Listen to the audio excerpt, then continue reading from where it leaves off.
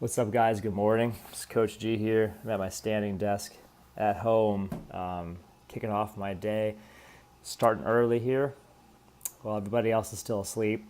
So, in this video, I want to talk about some of the shifting direction of our gym,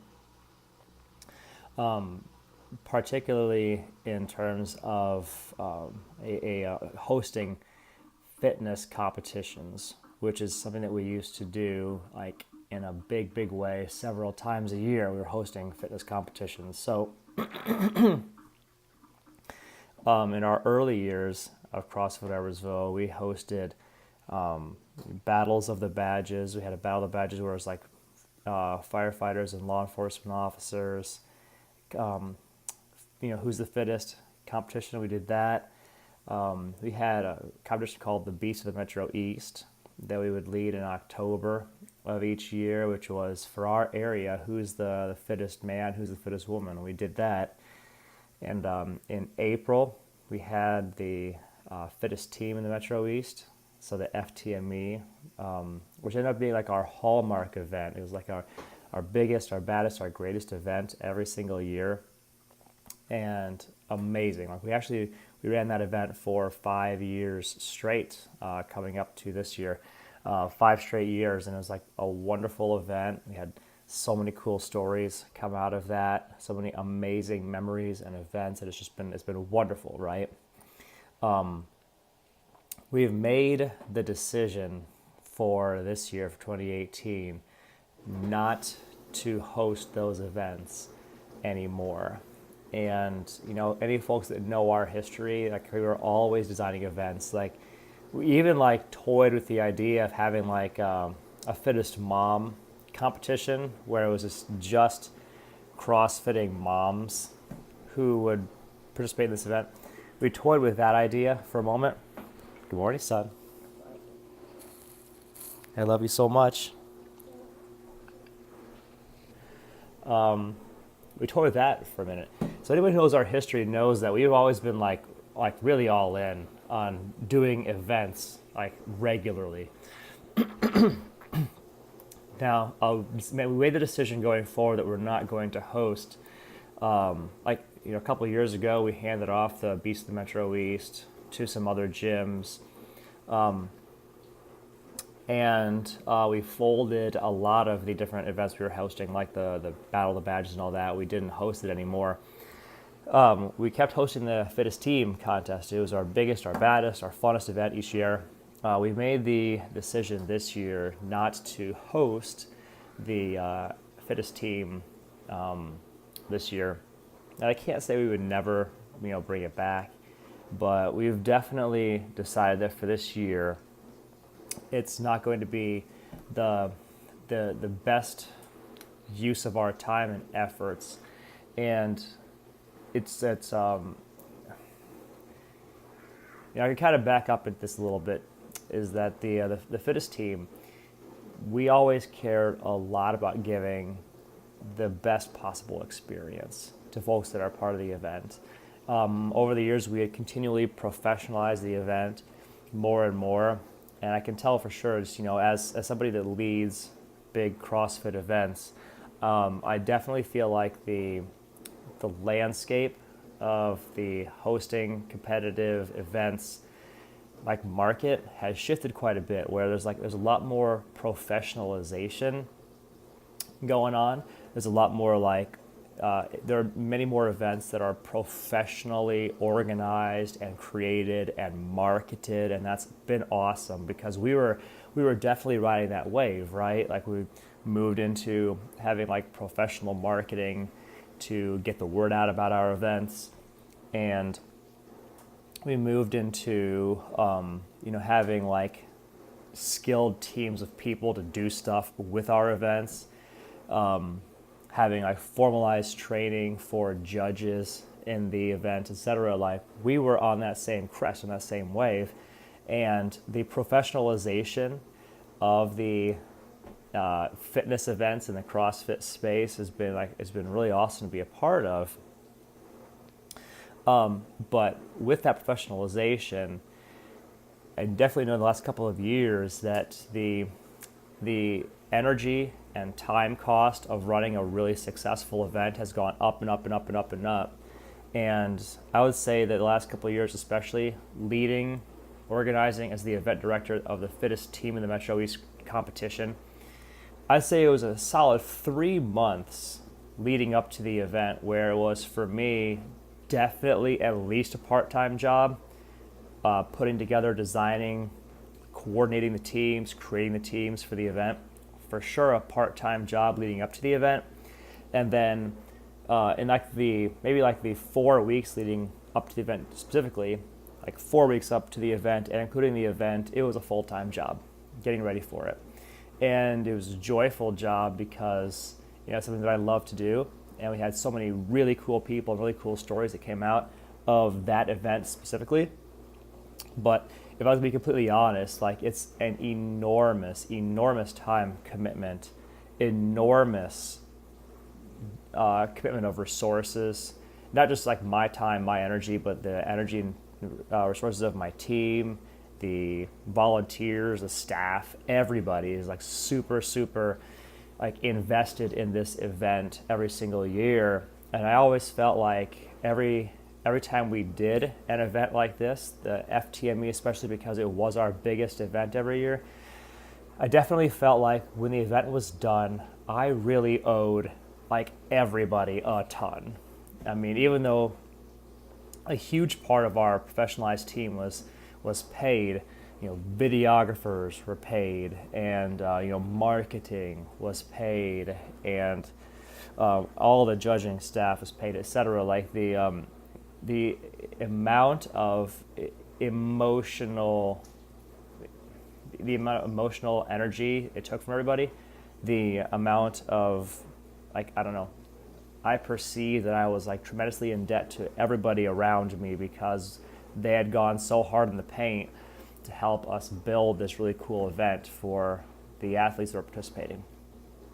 And again, like that kind of like that shared experience brings us all together, and it creates so many wonderful memories that we did this together, and decided that this year, especially since we've grown 30% this last couple of months, that putting that enormous amount of energy and exertion and strain on the team and all the resources, again, this year probably was not going to be our wisest move. And to be honest, I wasn't even 100% sure that I could lead the same event as well this year as I had done in years past, because I'm stretched pretty thin right now, doing all the stuff in our core business at CrossFit Edwardsville.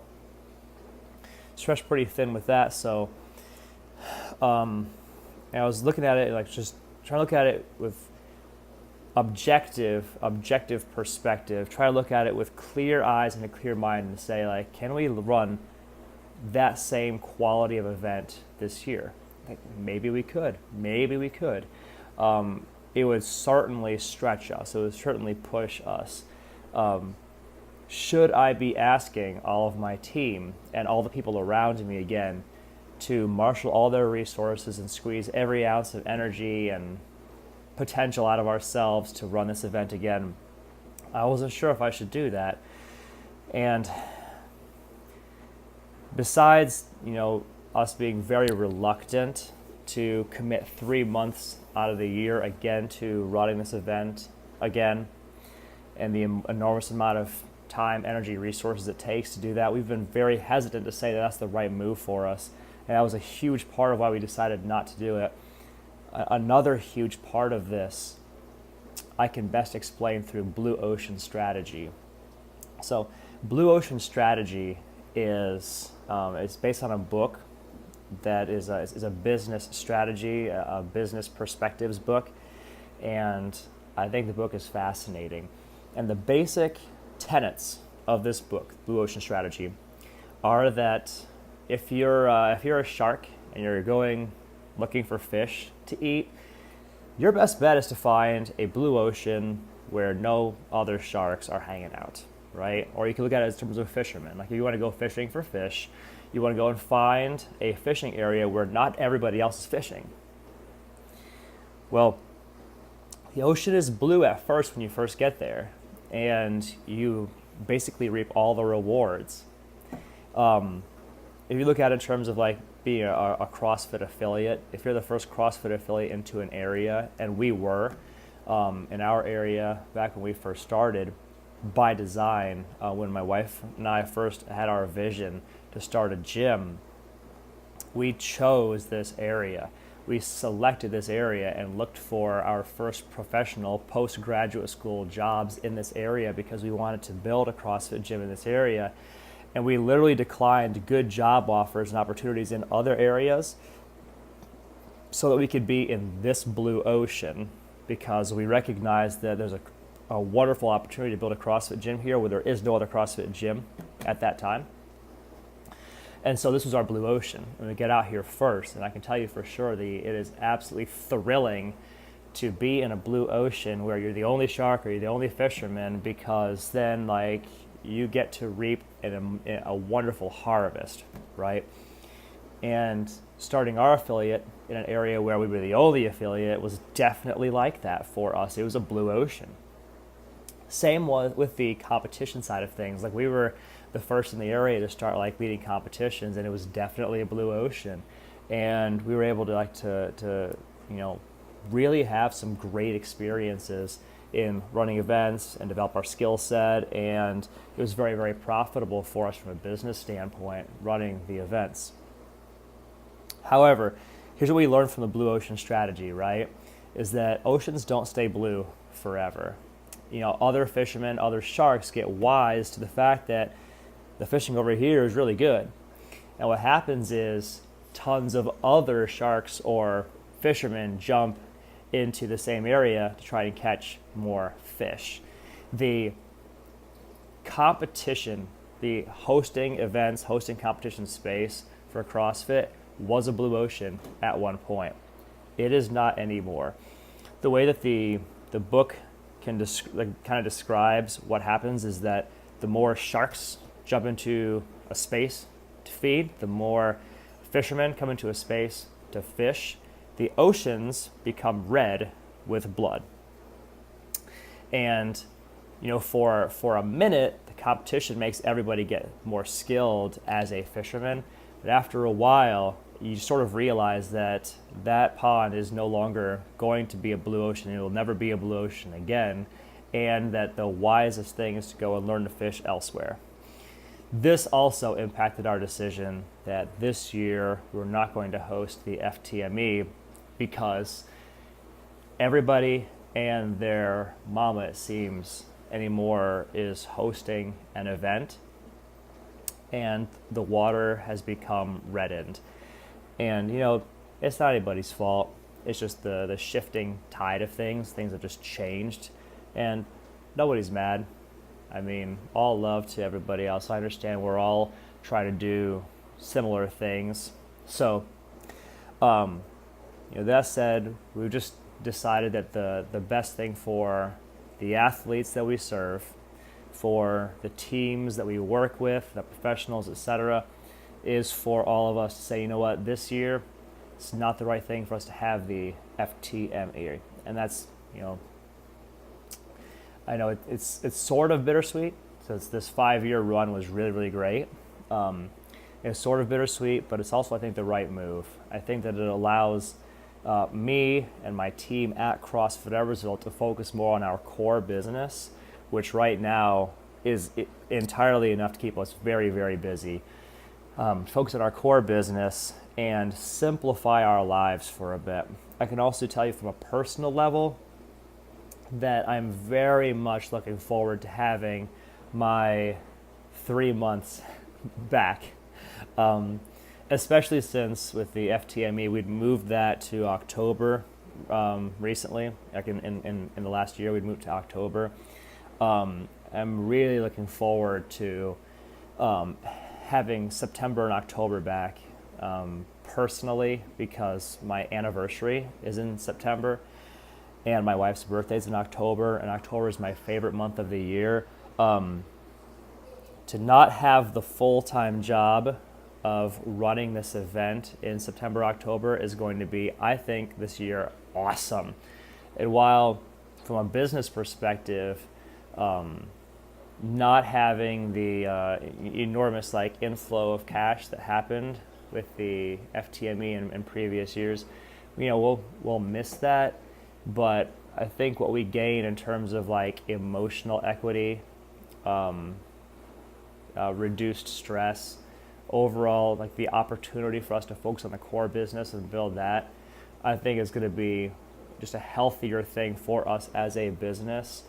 And so in this Box Owner Real Life channel, I feel like this ends up being the better thing for us as a box owner. And so I wanted to kind of get that story out and talk about that. Much love to all of you guys. Hope you guys are having a beautiful and blessed day. Curious to hear from you guys. If you've decided to start running competitive events at your gym, or if you decided to stop running competitive events at your gym, we would love to hear from you guys about that and what your rationale was in your decision. So you can post comments below. As always, click the subscribe button to subscribe to the channel if you're finding this content interesting. Love to talk to you guys. Love to hear from you. Love to start a dialogue with you. Much love to you guys. Hope to hear from you soon. See ya.